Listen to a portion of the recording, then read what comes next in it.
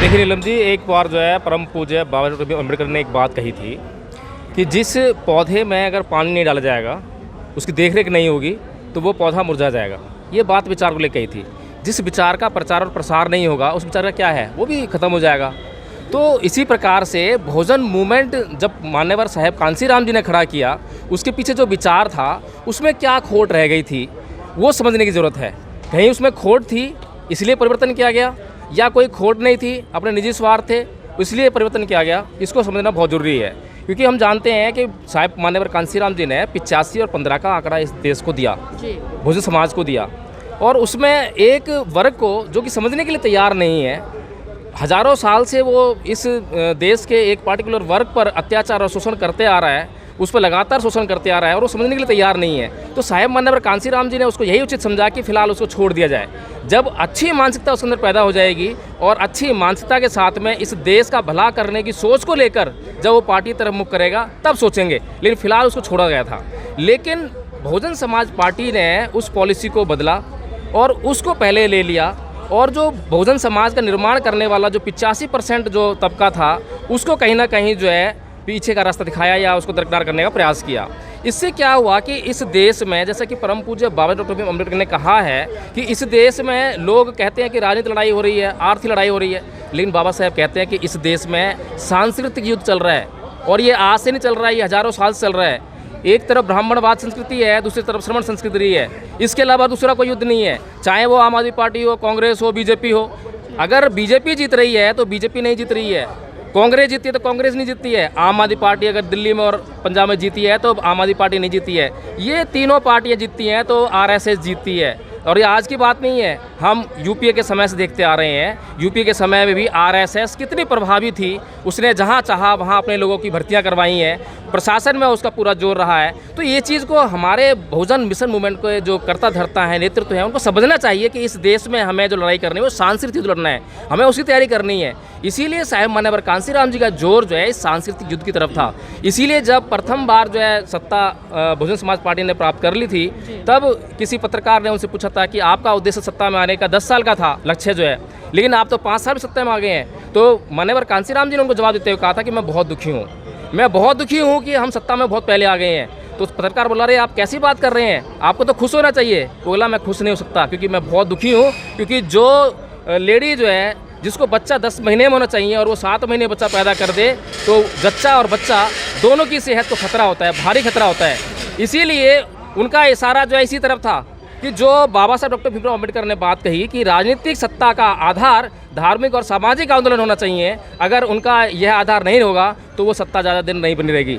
उस तरफ साहब मान्यवर कांसीराम जी का इशारा था, क्योंकि वो ज़मीन जो तैयार की जानी चाहिए थी, उस ज़मीन को तैयार किए बगैर ये किन प्रकार किसी प्रकार सत्ता में आ जाना तो ठीक बात है, कोई भी आ सकता है, लेकिन उसको सत्ता को बरकरार रखना बड़ा मुश्किल काम है। इसीलिए हम जानते हैं कि जैसी सत्ता प्राप्त हुई तो उसके बाद सत्ता का सुख भोगने में लोग लग गए, और वो जो मिशन मूवमेंट था, जो सामाजिक और धार्मिक आंदोलन की जो तैयारी थी, वो सारी जो है पिछड़ गई, और उसका आज अंजाम हमें भुगतना पड़ा है। 403 सीटों में से मात्र 1 सीट आना, जिस पर भी कि लोग बहुत सारे सोशल मीडिया पर कह रहे हैं कि ये भी अपना पर्सनल व्यक्तित्व था इसलिए आ गई, वो पार्टी की सीट नहीं है। तो जिस तरह से हम एक रुझान देख रहे थे आम जनता में, वो रुझान और परिणाम इन दोनों को किस तरह से देख रहे हैं, क्योंकि दोनों ही एक दूसरे से तालमेल नहीं खा रहे हैं।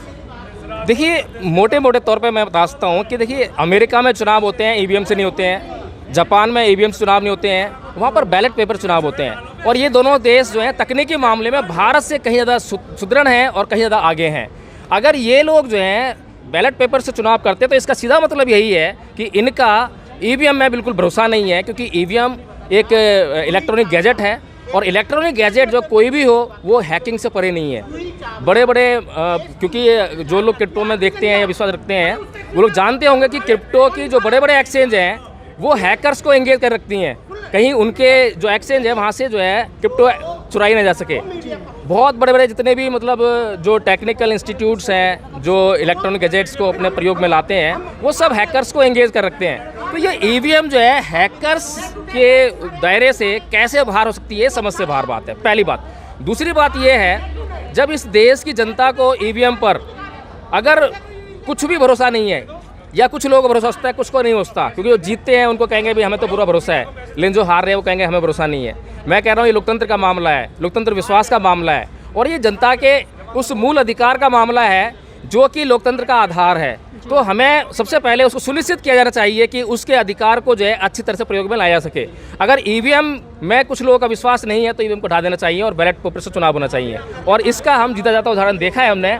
पंजाब में हमने एक सीट जीती है, जो इस बात का उदाहरण है कि पंजाब में किसी तरह का खेला ईवीएम का नहीं हुआ है। उत्तराखंड में नहीं हुआ है, वहाँ भी 2 सीट जीत ली है। लेकिन उत्तर प्रदेश जो गढ़ था, जहाँ पर कि बहुजन मिशन मूवमेंट का बोलबाला था, जहाँ पर कि रैलियों में इतनी भारी भीड़ उमड़ कर आ रही थी, लोग चिल्ला रहे थे, रो रहे थे, तरस रहे थे, वहाँ पर जो है सिर्फ एक ही बात किसी के भी मुँह से पूछ लो, किसी से पूछ लो कि भाई क्या किसको वोट दे रहे हो, तो सबसे पहले वो बीजेपी का विरोध कर रहा था। एंटी बीजेपी लहर चल रही थी, बीजेपी कहीं नहीं थी। जो बीजेपी को वोट देने वाले लोग थे वो भी बीजेपी का वोट तो दे रहे थे, लेकिन बीजेपी की तारीफ नहीं कर रहे थे, बुराई कर रहे थे। तो ऐसे में बीजेपी तो कहीं दिखाई दे ही नहीं रही थी, और जिस पार्टी के पास एक बहुत बड़ा वोट बैंक था, वो पार्टी जो है एक भी सीट या जो एक सीट आई है बस वही तक सीमित हो गई। ये बहुत बड़े सोचने की बात है। जी सर, ये भी जानना चाहूँगी, क्योंकि देखिए जिस तरह से आम वोटर है वो भी ये कह रहा है कि ईवीएम में बहुत बड़े स्तर पर धांधली हुई है, इसलिए बीजेपी की सरकार है। लेकिन क्या कारण है, ना तो अखिलेश जी इस पर बात करें, ना बहन जी बात करें, या जितने भी विपक्ष के नेता हैं, अन्य पार्टियां हैं, वो इस पर बात करें। आखिर कारण क्या है इसका? देखिए, पंजाब में आम आदमी पार्टी जो है फुल फ्लैश सरकार बना ली है, लेकिन यही आम आदमी पार्टी आप देखिए सौरभ भारद्वाज जो है वो दिल्ली विधानसभा में ईवीएम लेकर आया था, उसको दिखा रहा था कि कैसे हैकिंग होती है। आपके जो है जो सुब्रमण्यम स्वामी जी हैं, वो पहले जो है जब भारतीय जनता पार्टी सत्ता में नहीं थी, उससे पहले जब यूपी की सरकार थी, जब ईवीएम पहली बार प्रोग्राम लाई जा रही थी, तब वो लाला दिखाते थे कि कैसे ईवीएम हैक होती है। ये सारे राजनीतिक दल जो हैं एक एक करके सभी बुराइयां कर चुके हैं, लेकिन पता नहीं क्या बीमारी है कि ये सारे दल इकट्ठे होकर जब चुनाव घोषित होते हैं तब चुनाव लड़ने से इनकार नहीं करते हैं। अगर ये लोग चुनाव लड़ने से इनकार कर दें तो चुनाव आयोग लड़ाएगा किसको? तो सीधी सी बात है कि ये लोग कहीं ना कहीं आपस में कुछ ना कुछ सोच रहे हैं या प्लानिंग कर रहे हैं, जो कि आम जनता की सोच से समझ से बाहर है। आम जनता चाहती है कि ईवीएम चुनाव ना हो। आम जनता, चाहे वो बीजेपी का वोटर हो, चाहे किसी भी पार्टी का वोटर हो, वो ये चाहते हैं कि बैलेट पेपर से वोट हो। लेकिन ये पार्टियां क्या सोचती हैं, ये समझ से बार बार। सर, आज साहब मान्यवर काशीराम जी की जयंती है और यहाँ पर जिस तरह से लोग अभी आ रहे हैं, एक उम्मीद है, तो इस उम्मीद को और क्या मैसेज देना चाहेंगे खासकर आज के दिन के लिए? क्योंकि साहब मान्यवर काशीराम जी ने इस समाज के लिए अपना त्याग, समर्पण, बलिदान हर तरीके से किया, तो इस समाज के लिए खासकर आज के दिन पर क्या मैसेज आपकी तरफ से? सबसे पहले तो इस देश के सभी शोषित, वंचित और अच्छी मानसिकता के लोगों को मान्यवर साहब कांशीराम जी का जन्मदिन की बहुत बहुत मुबारकबाद, बहुत बहुत मंगल कामनाएं। और नीलम जी, जो बहुजन मूवमेंट है उसमें कहीं स्वार्थ नहीं है। जो बहुजन महापुरुष है हमारे बाबा साहब डॉक्टर भीमराव अम्बेडकर हों या मान्यवर कांशीराम जी हों, उन्होंने किसी के पक्ष की बात तो कही है, लेकिन किसी के विरोध की बात कभी नहीं कही है। और कोई भी व्यक्ति, चाहे वो किसी भी जाति का हो, किसी भी धर्म का हो, आज तक हमारे किसी भी महान पुरुष पर या उनके विचारों पर कोई लांछन नहीं लगा पाया है कि उन्होंने हमारे खिलाफ कुछ कहा है।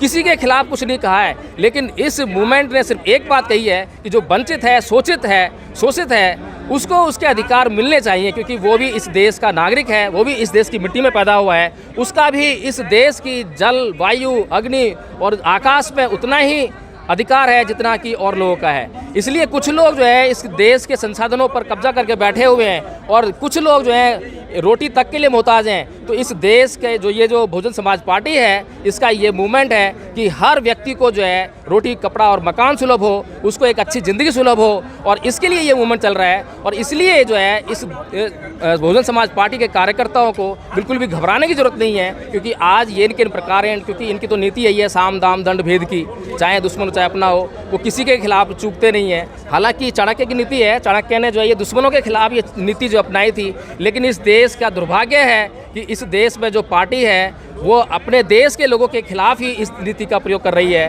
और ये किन प्रकार किसी भी तरह से जो है वो सत्ता में आ रही है। और सत्ता में आने के लिए इस देश के लोगों का जो मानसिक संतुलन बिगाड़ रही है, आज संतुलन बिगड़ रहा है पूरी तरह से। आज लोग मानसिक संतुलन खो चुके हैं, क्योंकि हमने जब ज़मीन पर गए तो हमने लोगों से बातचीत की, तो लोग यह तक कह रहे थे कि चाहे महंगाई कितनी भी हो जाए, चाहे सड़कें उखड़ जाएं, चाहे कुछ भी हो जाए, हम तो वोट बीजेपी को देंगे। तो ये मानसिक संतुलन की गड़बड़ी का कारण है, इसीलिए लोग जो है ऐसा चिल्ला रहे हैं। कि जो उत्तर प्रदेश में हो क्या रहा था, बीएसपी दिख रहा था, जो मीडिया ने नैरेटिव सेट किया कि बीजेपी वर्सेस सपा चल रहा है, ये नैरेटिव उनका सेट था। दरअसल लड़ाई जमीन पे हो रही थी सपा वर्सेस बसपा।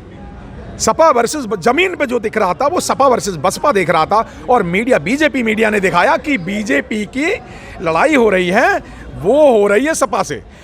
दरअसल बात क्या है कि हमें क्या दिखाना चाहिए था, रणनीति क्या हो गया कि बीएसपी ही टक्कर दे सकती है बीजेपी को, ये दिखाने में हम कहीं नाकामयाब हुए। सपा हरा नहीं पाई, सपा बीजेपी को हरा नहीं पाई। क्यों नहीं हरा पाई? इसलिए नहीं हरा पाई क्योंकि सपा की कोई विचारधारा नहीं है। सपा बहुजनों की विचारधारा लेके नहीं चलती। लेकिन बसपा से तो ज्यादा सीट लाई है ना। देखिए सीट तो हो सकता आगे ये भी सीट जो हाल बीएसपी का हुआ वो हाल सपा का भी हो सकता है, ऐसे क्या दिक्कत है?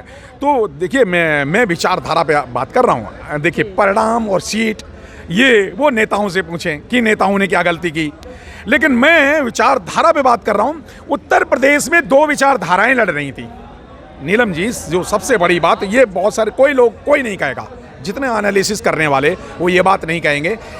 उत्तर प्रदेश में दो विचारधाराओं की लड़ाई थी। बहुजन समाज पार्टी अकेली थी, 403 सीटों पे अकेली थी। सपा भी लड़ रहे थे कितनी पार्टियों को मिला करके, बीजेपी भी बहुत सारी पार्टियों को मिला करके लड़ रहे थे। बीएसपी अकेली थी जो बहुजन समाज पार्टी, जो बहुजनों की विचारधारा पर लड़ रही थी। सपा ने, कांग्रेस ने और जितनी भी पार्टियां, कांग्रेस, सपा, आप और जितनी भी मनोवादी टीएमसी तो बंगाल से आकर के बहुत बीएसपी की विचारधारा को हराने के लिए आ गए। टीएमसी की विचारधारा बंगाल से आकर के, क्योंकि टीएमसी भी ब्राह्मणवादी विचारधारा को प्रतिनिधित्व करती है। तो यहां पर दरअसल पार्टियों की लड़ाई, कैंडिडेट की लड़ाई नहीं थी, लड़ाई थी विचारधारा की। और विचारधारा को हराने के लिए सपा, बसपा, सपा, कांग्रेस, आप, बीजेपी, टीएमसी और जितनी पार्टियां हैं सारी पार्टियां सिर्फ बीएसपी को हराने में लगी थी। बीएसपी को हराने में नहीं लगी थी, वो बहुजन विचारधारा, मान्यवर काशी राम साहब की विचारधारा, बाबा साहब की विचारधारा को हराने में लगे थे। अगर आपने अभी तक हमारा चैनल सब्सक्राइब नहीं किया है तो सब्सक्राइब करें और घंटी का बटन बिल्कुल भी दबाना ना भूलें ताकि सभी लेटेस्ट खबरें पहुंच सकें आप पे सबसे पहले।